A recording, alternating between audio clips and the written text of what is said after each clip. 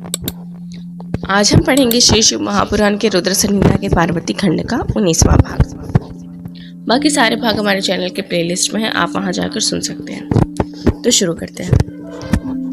पार्वती जी का परमेश्वर शिव की महत्ता का प्रतिपादन करना, रोष पूर्वक जटिल ब्राह्मण को फटकारना, सखी द्वारा उन्हें फिर बोलने से रोकना तथा भगवान शिव का उन्हें प्रत्यक्ष दर्शन दे अपने साथ चलने के लिए कहना।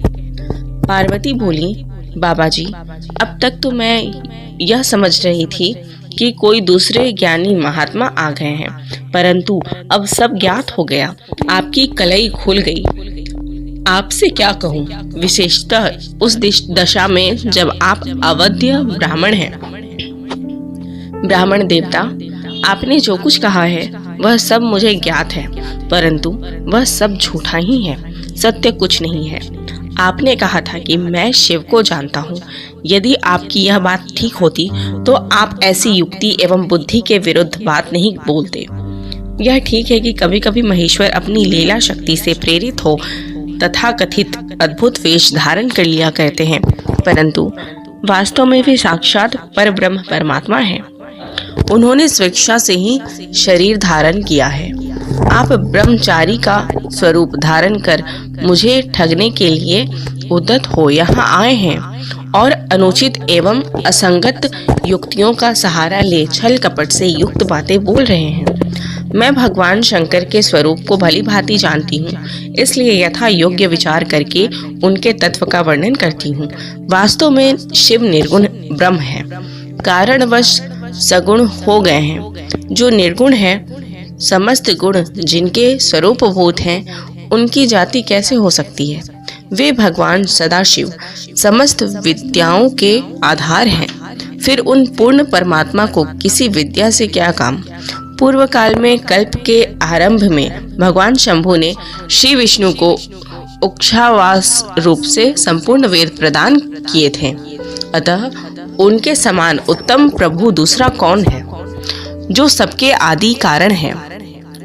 उनकी अवस्था अथवा आयु का माप तौल कैसे हो सकता है? प्रकृति उन्हीं से उत्पन्न हुई है, फिर उनकी शक्ति का दूसरा क्या कारण हो सकता है?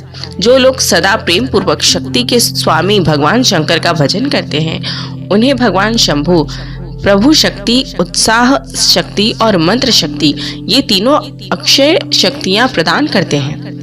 भगवान शिव के भजन से ही जीव मृत्यु को जीत लेता और निर्भय हो जाता है, इसलिए तीनों लोकों में उनका मृत्युंजय नाम प्रसिद्ध है। उन्हीं के अनुग्रह से विष्णु विष्णुत्व को, ब्रह्मा ब्रह्मत्व को और देवता देवत्व को प्राप्त हुए हैं। शिवजी का पक्ष लेकर बहुत बोलने से क्या लाभ? वे भगवान स्वयं ही महाप्रभु हैं। कल्याण रूपी शिव की सेवा से यहाँ कौन सा मनोरथ सिद्ध नहीं हो सकता? उन महादेव जी के पास किस बात की कमी है जो वे भगवान सदाशिव स्वयं मुझे पाने की इच्छा करें? यदि शंकर की सेवा न करे तो मनुष्य 7 जन्मों तक दरिद्र होता है और उन्हीं की सेवा से सेवक को लोक में कभी नष्ट न होने वाली लक्ष्मी प्राप्त होती है। जिनके सामने 8 सिद्धियां नित्य आकार सिर नीचा किए इस इच्छा से नृत्य करती हैं कि वे भगवान हम पर संतुष्ट हो जाएं, उनके लिए कोई भी हितकर वस्तु दुर्लभ कैसे हो सकती है? यद्यपि यहाँ मांगलिक कही जाने वाली वस्तुएं शंकर का सेवन नहीं करती, तथापि उनके स्मरण मात्र से ही सबका मंगल हो जाता है। जिनकी पूजा के प्रभाव से उपासक की संपूर्ण कामनाएं सिद्ध हो जाती हैं, सदा निर्विकार रहने वाले उन परमात्मा शिव में विकार कहाँ से आ सकता है? जिस पुरुष के मुख में निरंतर शिव यह मंगलमय नाम निवास करता है, उसके दर्शन मात्र से ही अन्य सब सदा पवित्र होते हैं। जैसा कि आपने कहा है, वे चिता का भस्म लगाते हैं, परंतु यदि उनका लगाया हुआ भस्म अपवित्र होता तो उनके शरीर से झड़कर गिरे हुए उस भस्म को देवता लोग सदा अपने सिर पर कैसे धारण करते?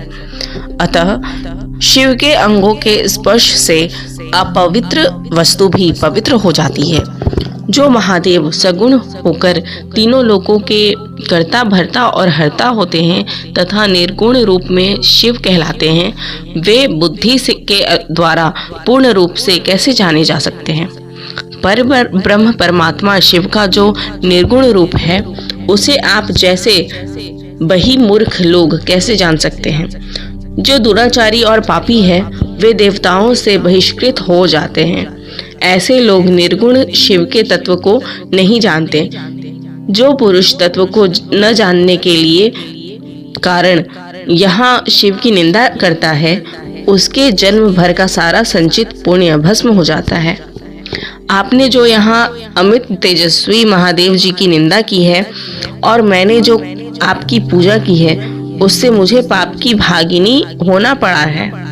शिवद्रोही को देखकर वस्त्र सहित स्नान करना चाहिए। शिवद्रोही का दर्शन हो जाने पर प्रायश्चित करना चाहिए। इतना कहकर पार्वती जी उस ब्राह्मण पर अधिक रुष्ट होकर बोली, अरे रे दुष्ट, तूने कहा था कि मैं शंकर को जानता हूँ, परंतु निश्चय ही तूने उस सनातन शिव को नहीं जाना है।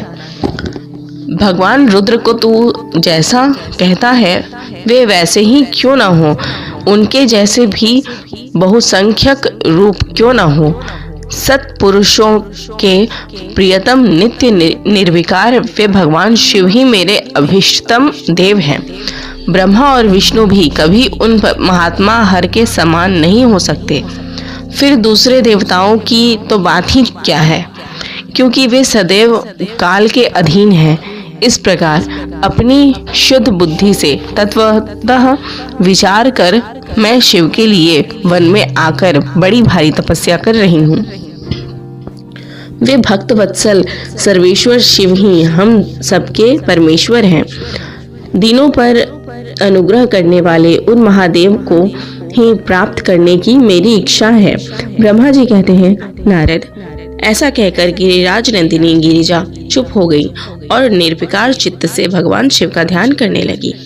देवी की बात सुनकर वह ब्रह्मचारी ब्राह्मण जो ही कुछ फिर कहने के लिए उद्यत हुआ, त्यों ही शिव में आसक्ति चित्त होने के कारण उनकी निंदा सुनने से विमुख हुई पार्वती अपनी सखी विजया से शीघ्र बोली। पार्वती ने कहा, सखी, इस अधम ब्राह्मण को यत्न पूर्वक रोको। यह फिर कुछ कहना चाहता है। यह केवल शिव की निंदा ही करेगा। जो शिव की निंदा करता है, केवल उसी को पाप नहीं लगता। जो उस निंदा को सुनता है, वह भी यहाँ पाप का भागी होता है। भगवान शिव के उपासकों को चाहिए कि वे शिव की निंदा करने वाले का सर्वथा वध करे। यदि वह ब्राह्मण हो तो उसे अवश्य ही त्याग दें और स्वयं उस निंदा के स्थान से शीघ्र दूर चला जाए। यह दुष्ट ब्राह्मण फिर शिव की निंदा करेगा। ब्राह्मण होने के कारण यह वध्य तो है नहीं, अतः त्याग देने योग्य है। किसी तरह भी इसका मुंह नहीं देखना चाहिए। इस स्थान को छोड़कर हम लोग आज ही किसी दूसरे स्थान में शीघ्र चले, जिससे फिर इस अज्ञानी के साथ बात करने का अवसर न मिले। ब्रह्मा जी कहते हैं, नारद, ऐसा कहकर उमा ने ज्यों ही अन्यत्र जाने के लिए पैर उठाया, त्यों ही भगवान शिव ने अपने साक्षात रूप से प्रकट हो गए। प्रिया पार्वती का हाथ पकड़ लिया। शिवा जैसे स्वरूप का ध्यान करती थी, वैसा ही सुंदर रूप धारण करके शिव ने उन्हें दर्शन दिया। पार्वती ने लज्जावश अपना मुंह नीचे की ओर कर लिया। तब भगवान शिव उनसे बोले, प्रिय, मुझे छोड़कर कहाँ जाओगी? अब मैं फिर कभी तुम्हारा त्याग नहीं करूँगा। मैं प्रसन्न हूँ, वर मांगो। मुझे तुम्हारे लिए कुछ भी अदेह नहीं है। देवी, आज से मैं तपस्या के मोल खरीदा हुआ तुम्हारा दास हूँ। तुम्हारे सौंदर्य ने भी मुझे मोह लिया है। अब तुम्हारे बिना मुझे एक क्षण भी युग के समान जान पड़ता है। लज्जा छोड़ो, तुम तो मेरी सनातन पत्नी हो। गिरिराज नंदिनी, महेश्वरी, मैंने जो कुछ कहा है उस पर श्रेष्ठ बुद्धि से विचार करो। सुस्थिर चित्त वाली पार्वती, मैंने नाना प्रकार से तुम्हारी बारंबार परीक्षा ली है। लोक की लीला का अनुसरण करने वाले मुझ स्वजन के अपराध को क्षमा कर दो। शिवे, तीनों लोकों में तुम्हारी जैसी अनुरागिणी मुझे दूसरी कोई नहीं दिखाई देती। मैं सर्वथा तुम्हारे अधीन हूँ। तुम्हारी इच्छा पूर्ण हो। प्रिय, मेरे पास आओ। तुम मेरी पत्नी हो और मैं तुम्हारा वर हूँ। तुम्हारे साथ मैं शीघ्र ही अपने निवास स्थान उत्तम पर्वत कैलाश को चलूंगा। ब्रह्मा जी कहते हैं, देवादिदेव महादेव जी के ऐसा कहने पर पार्वती देवी आनंद मग्न हो उठी। उनका तपस्या जनित पहले का सारा कष्ट मिट गया। मुनि श्रेष्ठ सती साध्वी पार्वती की सारी थकावट दूर हो गई, क्योंकि परिश्रम फल प्राप्त हो जाने पर प्राणी का पहले वाला सारा श्रम नष्ट हो जाता है। तो यहाँ पे हमारा 19वां भाग कंप्लीट होता है। धन्यवाद।